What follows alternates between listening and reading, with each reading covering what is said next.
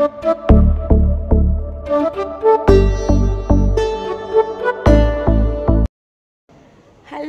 Friends, welcome back. मी नीलिमा स्वागत करते तुमचं माझ्या नवीन ब्लॉगमध्ये. कशा आहात तुम्ही? सर्व मजेत आहात ना? तर कालचा जर तुम्ही ब्लॉग बघितला असेल तर त्याच्यामध्ये मी घरगुती हेअर मास्क दाखवला, तो कसा बनवायचा आणि कसा अप्लाय करायचा. तर मी काल हेअर्स फक्त पाण्याने धुतले होते. मी काल तुम्हाला म्हटले होते की मी फक्त पाण्याने वॉश करून घेतलेले आहे. ते मेथीचं दाण्यांचं कोरफडचं जे काही होतं ते काढून घेतलं होतं. शॅम्पू नव्हतं केलं कारण त्यात दही होतं, बदाम ऑइल होतं, तर ते पण केसांना जिरलं पाहिजे केसांमध्ये, म्हणून मग मी काल फक्त आणि फक्त पाण्याने वॉश करून घेतलं होतं.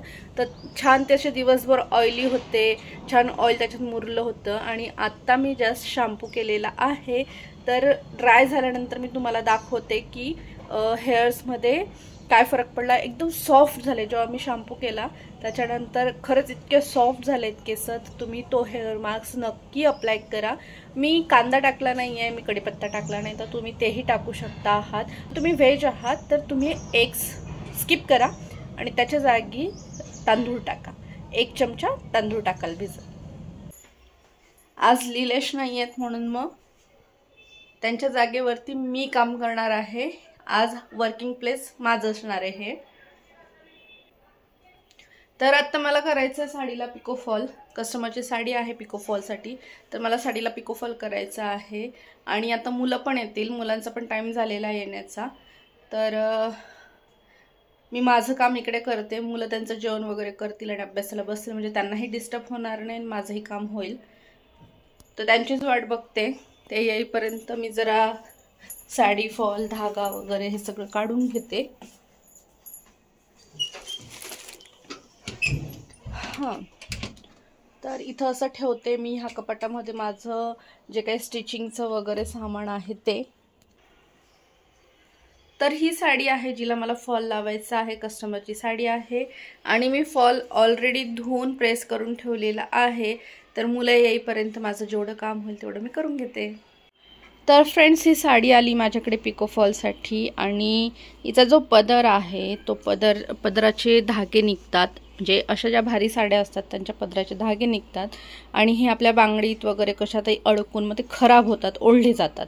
तर त्यासाठी कस्टमरला त्याला नेट लावून घ्यायची आहे आणि मी इथं नेट घेऊन आली आहे आणि ही नेट मला याच्यावरती लावायची आहे.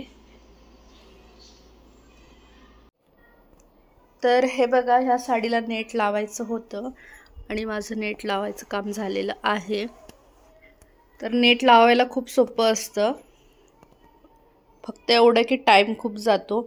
एवढ्या वेळामध्ये ॲटलिस्ट एक ब्लाऊज शिवून होतं, पण एवढं पदरला नेट लावायला खूप टाईम जातो. तर आत्ता वाजले आहेत 7:45 आणि स्वयंपाकाचा टाईम झालेला आहे. आणि मी आज स्वयंपाकात बनवणार आहे मिसळ पाव.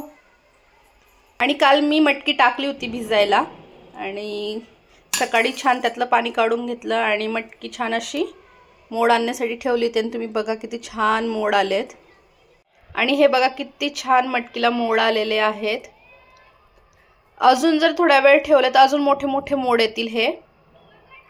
तर चला आज बनवूया मिसळ पाव.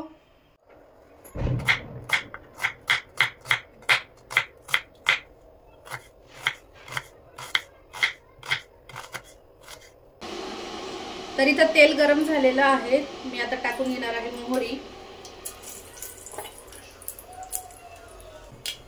मोहरी छान तळतळली की त्यात आपण घालून घेणार आहोत जिरे, लसूण, आपण घालून घेणार आहोत हिंग. आता आपण घालून घेणार आहोत कांदे.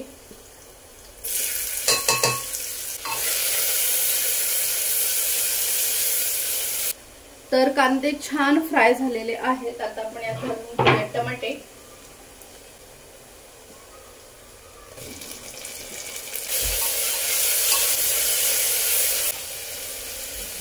मिसळ पावचा डिटेल व्हिडिओ जर तुम्हाला बघायचा असेल तर माझ्या चॅनलवरती अपलोड आहे. मी त्याची लिंक देईल डिस्क्रिप्शन बॉक्समध्ये.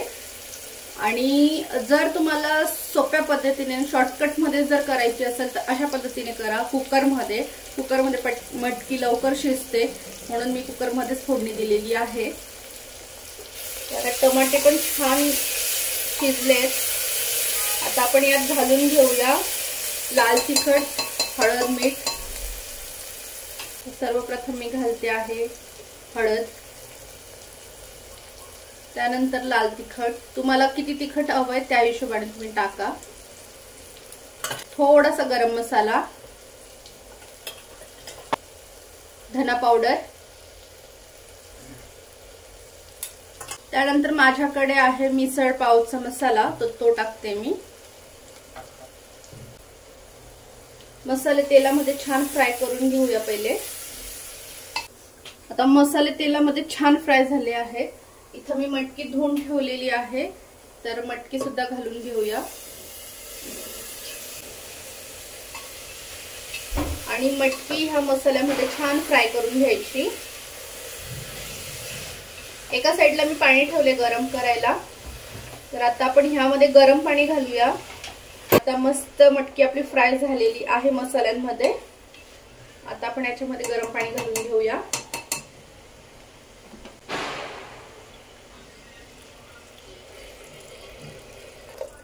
आता तुम्हाला मटकीला रस्सा किती हवा आहे, तुमच्या घरात मेंबर किती आहे त्या हिशोबाने तुम्ही पाणी घाला.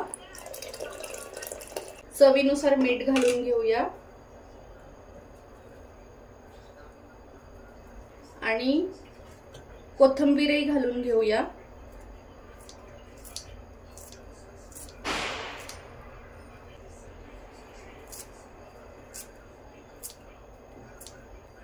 आता इथं मी कुकरचं झाकण लावून घेते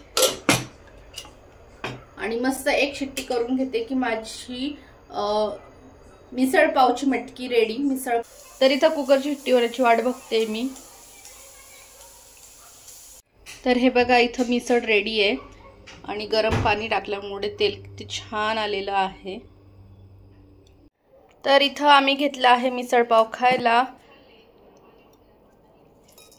आणि हे गेलं फरसाण. आता याच्यावरती जाईल कांदा. आहा मस्त, आणि सोबत थोडा लिंबू. तर आम्ही मस्त आता मिसळ पाव खाणार आहोत आणि इथं आमची प्लेट रेडी आहे. सोबत आम्ही ताकही घेतलेला आहे.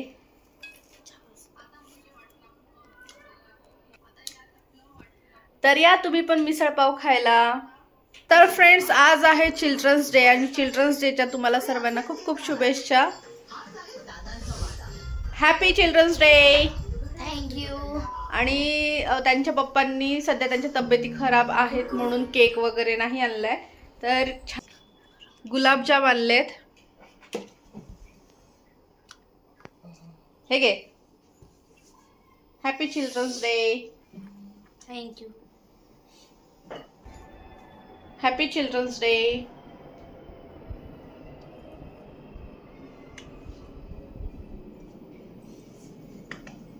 Happy children's day. Happy children's day सगळ्यांना.